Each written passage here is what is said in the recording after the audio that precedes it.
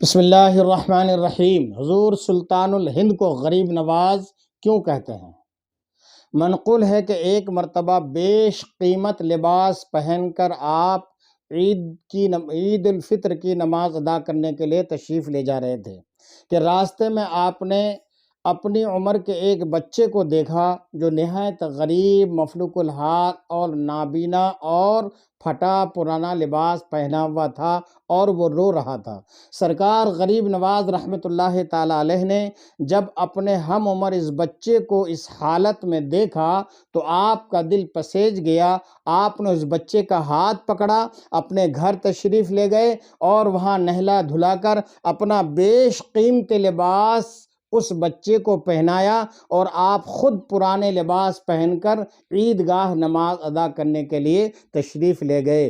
یہ ہے سرکار غریب نواز رحمۃ اللہ تعالی علیہ کی غریب نوازی۔ آپ غریبوں سے بچپن ہی سے پیار اور ان سے محبت فرمایا کرتے تھے۔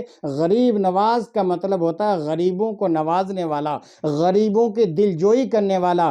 آپ کے اندر اللہ تعالیٰ نے بچپن ہی سے یہ فطرت اور صلاحیت اور قابلیت رکھی تھی کہ آپ بچپن ہی سے غریبوں کی غریب نوازی کیا کرتے تھے، ان کو کھانا کھلایا کرتے تھے، ان کے مہمان نوازی کیا کرتے تھے۔